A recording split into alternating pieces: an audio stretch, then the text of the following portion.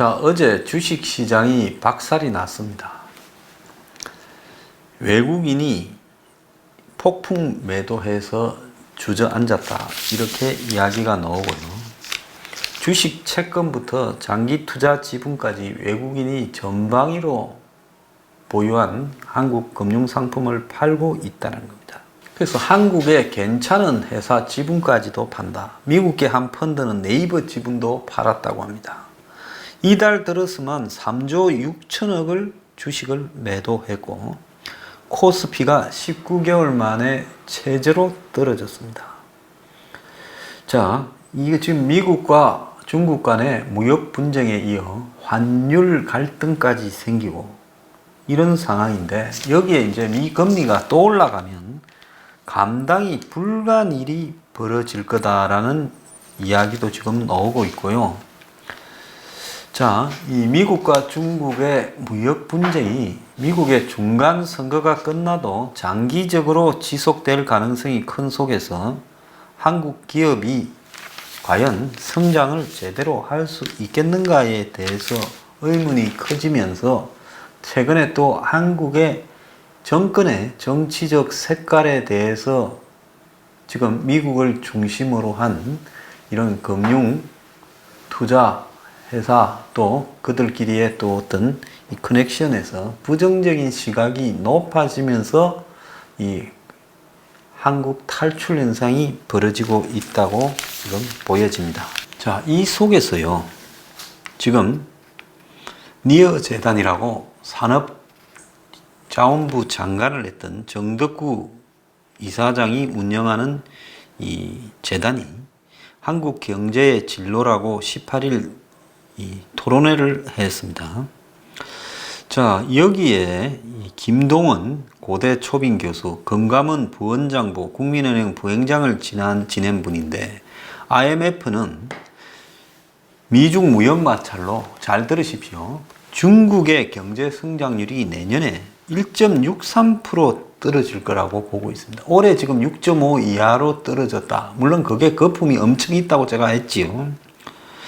자, 우리나라에 중국발 쓰나미가 몰려오고 있다, 이렇게 말을 했습니다. 중국의 성장률이 1% 떨어지면 한국은 0.5% 떨어진다. 그러면 중국이 1.63 떨어지면 한국은 0.815가 떨어진다. 그러면 내년 성장률이 2.6이니 5니 했었는데 그것도 안 될 가능성도 커요. 거기에서 0.8이 더 떨어진다면 내년에는 1% 성장대로 떨어진다라는 이야기 아니겠습니까? 자, 정덕구 이사장은 점잖고 양심적인 분이죠. 미국 금리 인상과 신흥국 위기, 또 미 중동 관계 악화에 따른 유가 상승, 그리고 중동에서 지금 전쟁의 기운이 점점 높아지고 있습니다. 자영업자와 한계 기업의 부실화, 미중 무역 정쟁의 장기화 등이 동시에 발생하면서 내년 우리 경제에 퍼펙트 스톰, 즉 초대형 복합 위기가 올 거다라고 이야기를 하고 있습니다.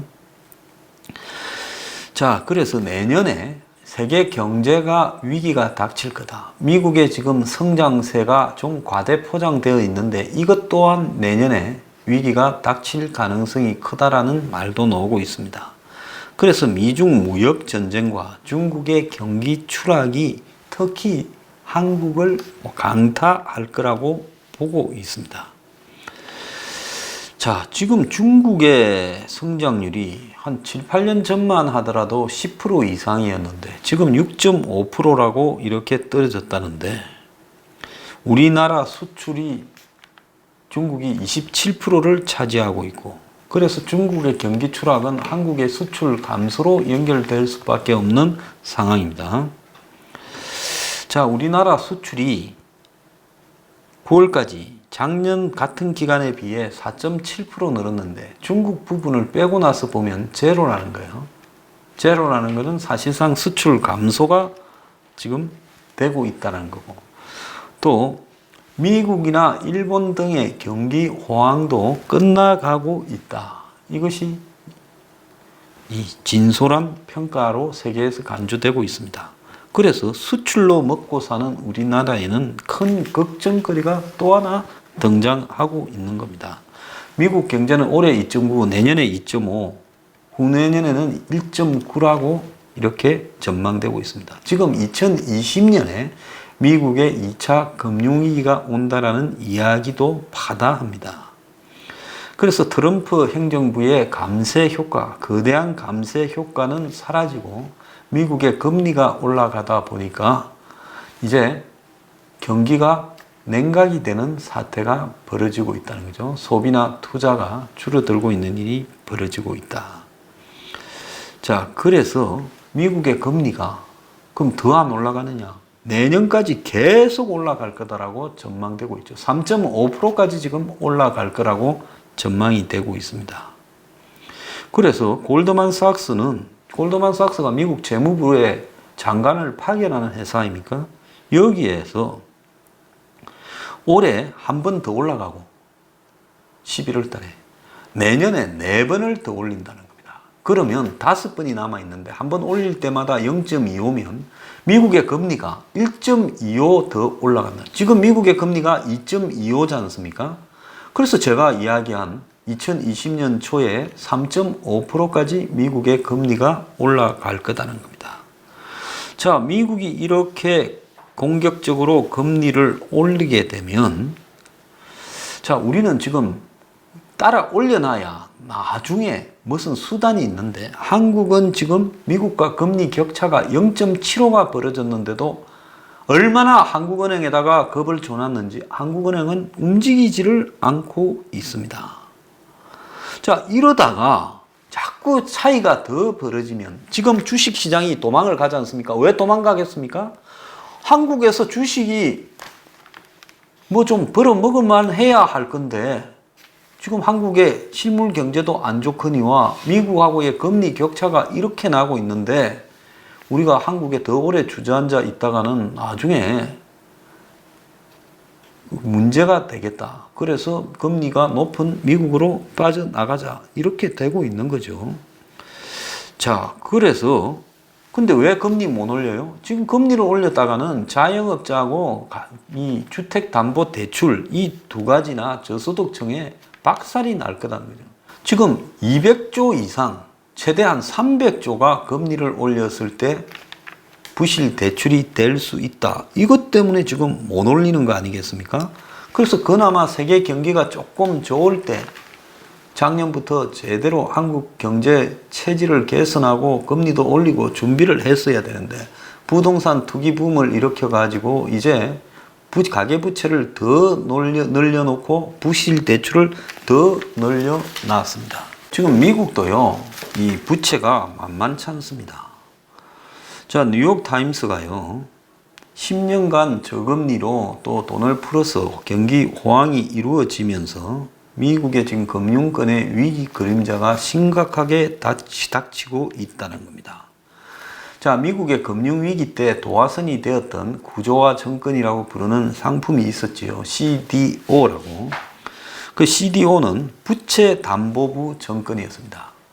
그러니까 한마디로 카드 부채, 자동차 월부 부채, 주택 부채 등을 다 섞어가지고 새로 금융상품으로 만드는 게 CDO죠. 그때 사고를 친 CDO는 줄어들었는데 이제 대출 채권 담보부 정권 시장이 거대해지면서 이 CLO라고 부릅니다. 이 CLO가 700조 6천억 달러로 늘어나 있다는 겁니다.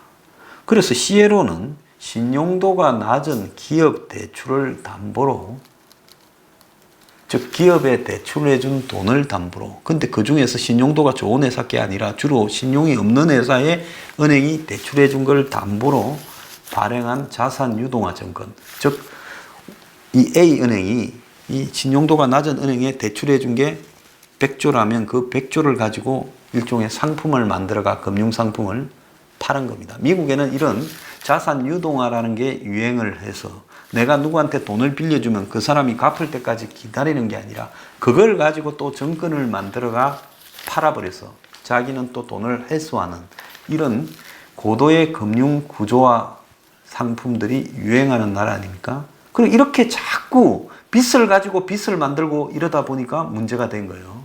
미국의 금융위기 때 서브프라임이라고 부르는 신용이 낮은 사람한테 빌려줬던 주택 채권을 은행이 가지고 있는 이 채권을 뭘로 만들었어요? MBS, ABS 같은 자산 유동화 증권을 만들었고 그 자산 유동화 증권에다가 또 카드빚 또 무엇은 이 자동차 할부 빚 온갖 빚을 뒤섞어 갖고 짬뽕으로 만드는 게 그때 CDO라는 거였습니다. 그래서 CDO가 정체가 뭔지도 모르고 팔고 사고들 했던 거지요. 또 거기에다가 신용부도 서합이라고 그게 깨지면 터져버리면 돈을 버는 또 그런 보험성 상품까지도 팔았던 겁니다. 그러니까 말이 안 되는 적어도 망할 줄 알면서 팔았다라고도 볼 수 있는 거죠. 자, 그런데 이 CLO가 지금 점점 늘어나서 상업용 부동산을 토대로 발행하는 CLO가 미국의 지금 금융위기의 내관이 될 거다. 그러면서 이것이 외견상으로는 미국의 가계부채는 문제가 없어서 가계부채가 중심이 되어서 터졌던 서브프라임 같은 사태는 안 올 거라 하지만은 이런 신용을 기반으로 하는 구조화 상품들 속에 숨겨진 부채가 지금 매우 크게 자라나고 있다라는 이야기도 지금 나오고 있습니다.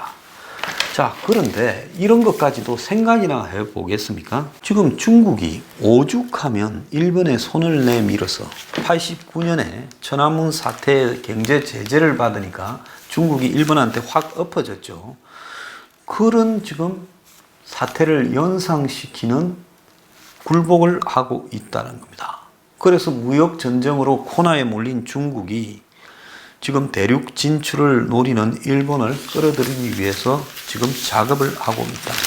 세계는 지금요, 경제 움직임이 심상치 않으니까 양국 간의 FTA만으로 한계가 있다고 보고, 그래서 지금 다양한 경제 협력 다자 기구를 만들고 있습니다. 근데 이 정권은 입만 열면 북한, 입 닫아도 북한, 북한밖에 보이지 않는 것 같아요.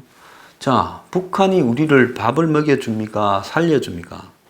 정말로 이 위험한 부분이라고 저는 보고 있습니다. 자, 정덕구 이 전 산자부 장관 이야기를 좀 들어보면요.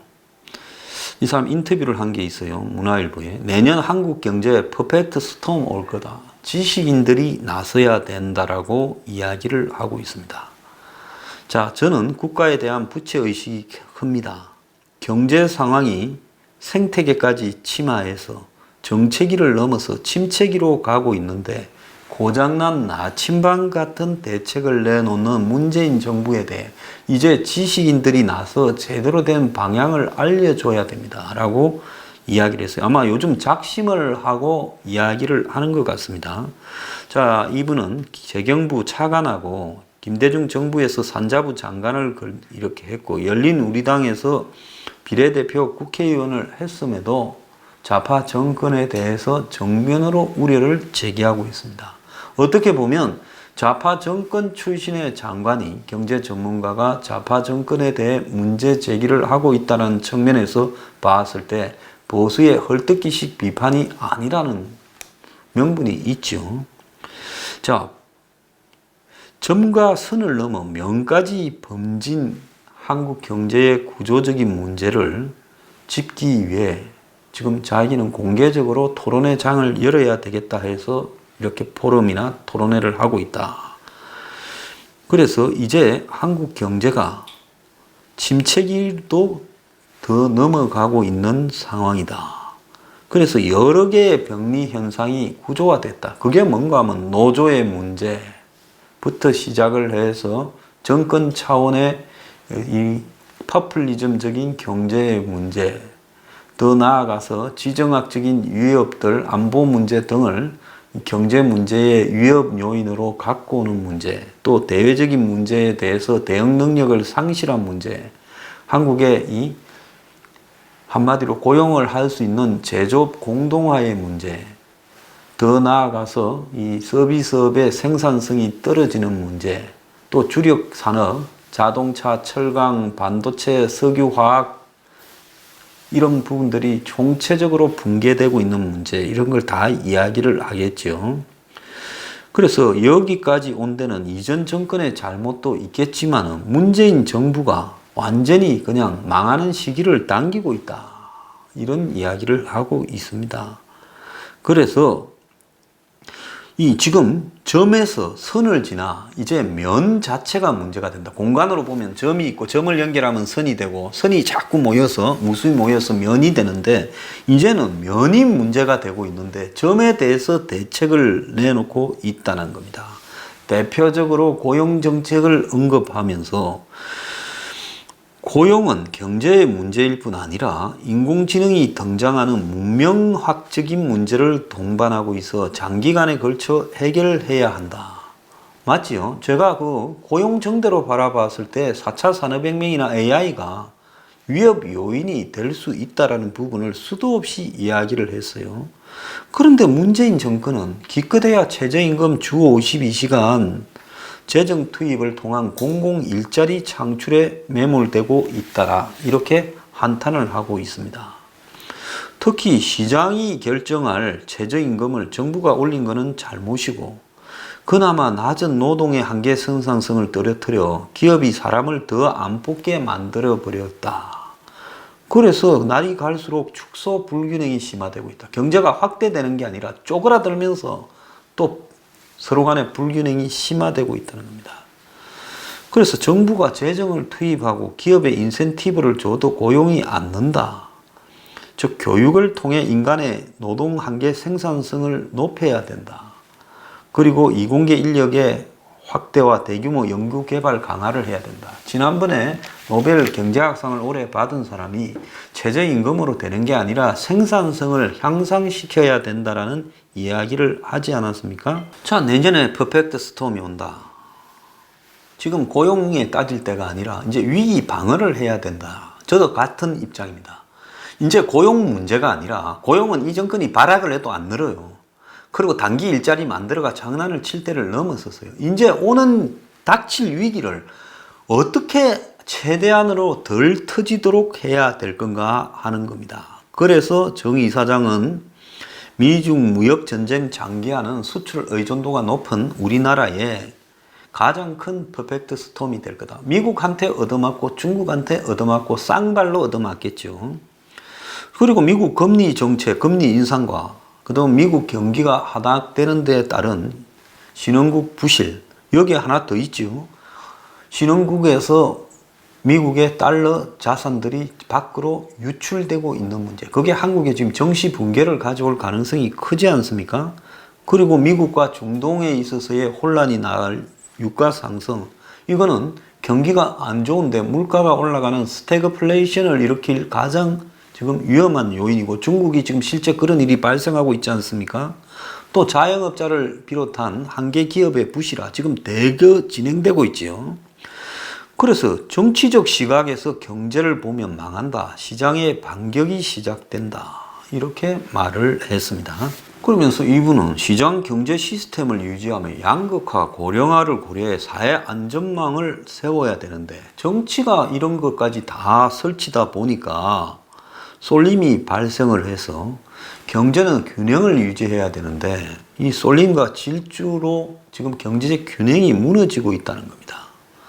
자, 시장 경제 시스템이 있지만 거기에서 지금 양극화, 고령화 속에서 탈락하는 사람, 또 지금 청년 실업자들이 사회적으로 거의 도태되어 가고 있잖아요.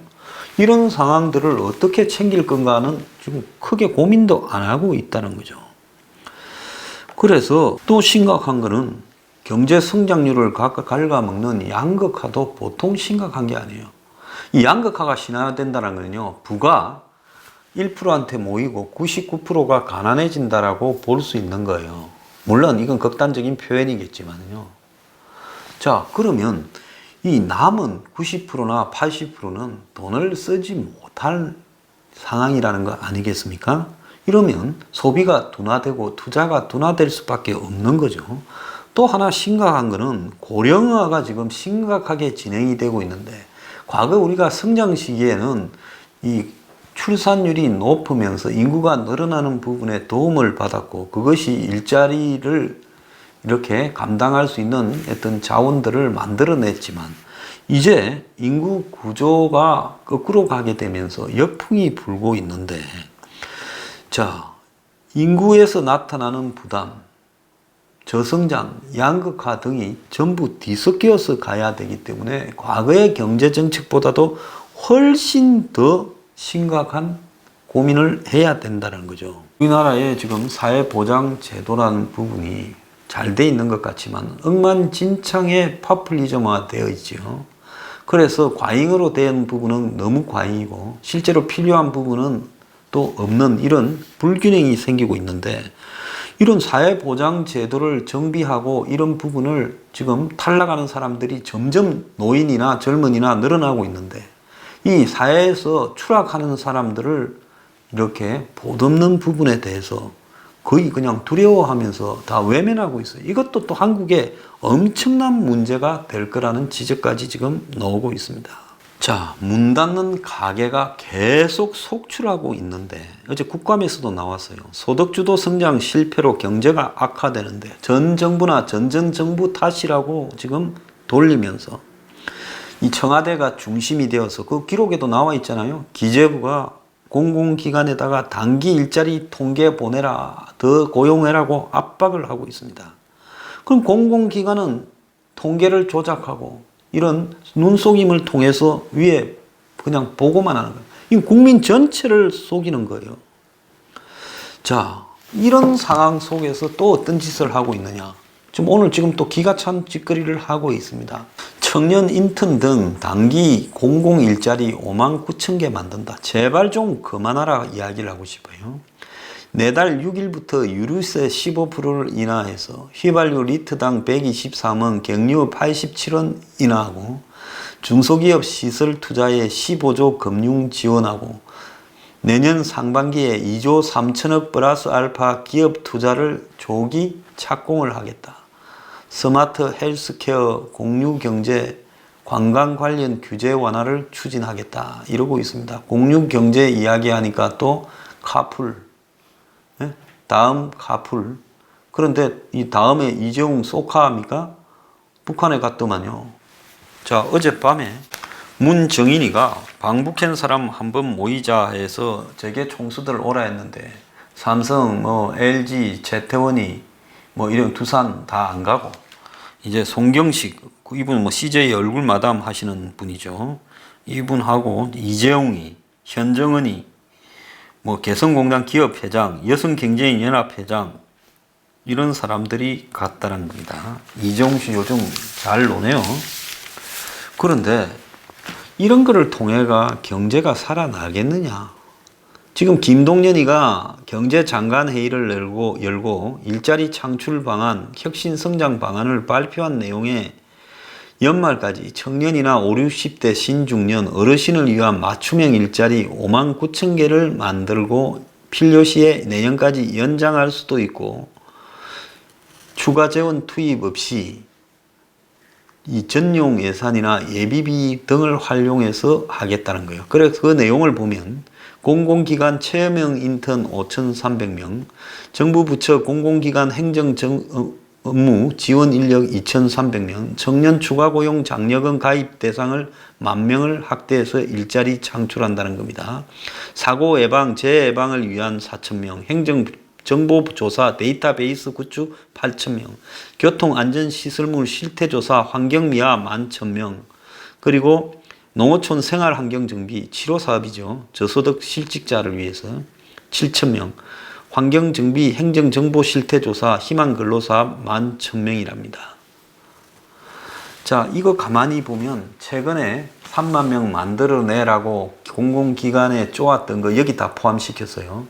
자, 여기에 보면 주택 전세 알아봐주는 사람, 역에서 짐 들어주는 사람, 더 나아가서 풀 뽑는 사람, 이런 거 도시 고속도로에 휴게소에서 청소하는 사람, 이런 사람 다 합쳐가지고 5만 9천 명 채용한다는 겁니다. 그냥 참 한심하지가 거지 없다라는 겁니다.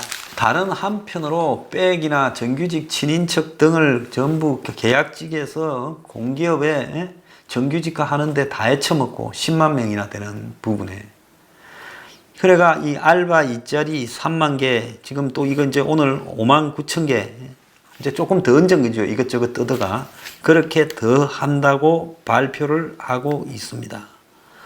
자, 한전, 인천공항공사 등 38개 공공기관의 올해 순이익이 이 정부 출범 전인 2016년에 14조 8천억에 20분의 1로 줄어들어서 이제 공기업의 수익이 없다라고 올해 나올 거라는 거예요. 이런 공기업 전체가 송두리째 무너진 예는 한 번도 없었습니다. 이제 일자리 만들지 말기를 바래요. 그 5만 9천 개의 이런 허접한 최저임금 일자리 만들어봤자 지속되는 것도 아니고 몇 달 하다가 또 사라질 거예요. 돈만 돈대로 없어질 거예요. 근본적으로 위기를 어떻게 막을 거냐 대책을 세워야 될 건데, 이제 유류세 인하해가지고 기름값 내려주면 또 다 좋아할 거고, 이렇게 일자리 만들어준다 해서 통계 조작해서 고용률이 올라갔다 이렇게 지금 하고 싶은 모양인데, 제가 장담을 합니다. 이 정권요, 내년에 이제 지금 올 연 말부터 수습이 안 되고 있습니다. 수습하려고 하는 사람은 이런 식으로 안 하지요. 이 정권이 과연 지금 무역 분쟁이나 환율 문제 분쟁, 더 나아가서 세계적 불황으로의 가속화, 중국의 붕괴, 이런 부분을 생각하면서 대책을 세우고 있느냐. 저 같으면요, 일본하고 통화 사업하고 일본하고 좀 잘 지내겠어요. 중국 놈들도 일본에 손 내미는데 이것들은 과거에 무슨 직용인이 위안분이 가지고요, 일본을 우습게 봅니다. 그것뿐만 아니라 미국하고 덩져 있어. 이제 한국이 이번에 얻어맞으면 누가 한국을 구제해 주겠다고 손을 내밀겠어요? EU가 갖고도 적 개망신을 당하고 아무도 안 내밀 겁니다. 너들은 한번 망해봐야 제정신을 차리고 북한과 중국과 러시아 이런 쪽에 기웃거리지 않으면서 아마 문정권 무너지라고 전부 다 팽개칠 겁니다. 그런데 이 정권은 기껏해야 소득주도 성장 같은 황당한 소리를 하고 있습니다. 그건 경제에서요, ABCD 중에 A도 안 되는 거예요. 그 말고도 경제에 숱한 문제들이 있는데, 그런 거시경제나 지정학적인 안보와 연결되는 경제 현황, 또 세계 경제의 추세, 이런 거는 관심도 가지도 않고 알지도 못한 놈들이에요. 이렇게 무식한 놈들이, 한마디로 산적들이 정권을 잡았다는 거예요. 중동에 보면 게릴라 하다가, 지금 니카라가 그 꼴 아닙니까? 온두라스도 그랬고요. 브라질도 그 룰라니, 호세폰이 무슨 이런 투쟁하던 것들이 잡아서요, 한때 브라질을 살리고 훌륭하다 했는데 지금 어찌됐 저 모양이에요. 베네수엘라도 그 모양. 그러니까 원래 이 산도둑이나 양아치들이 정권을 잡을 때 제일 뭐가 문제냐 하면, 우선은 열광적인 박수를 받습니다. 왜? 퍼미기니까. 근데 결국은 감당을 못하는 거예요. 왜 그러냐? 아니, 장난감 차도 안 몰아본 놈한테 람보르기니나 이런 거를 몰아라고 주면 몰 수가 있겠습니까? 그러니까 어느 날 하루아침에 경제는 공부가 안 되는 거예요. 이거는 경험과 시각과 연륜과 그 다음에 편견 없음, 이런 것들이 실질적으로 객관적으로 사물을 바라보는 시각 다 결합돼야 되는 거예요. 근데 이 편견에 가득 찬 실력 없는 생양아치들이 나라를 완전히 말아먹고 있는데, 이제 말아먹는 속도를 점점 당기고 있다는 거예요. 문정권 내년에 아마 이제 죽어서 추락을 할 때 이것이 지옥이구나 느낄 겁니다. 문제는 없는 순으로 깨질 건데 그게 참 걱정인 겁니다.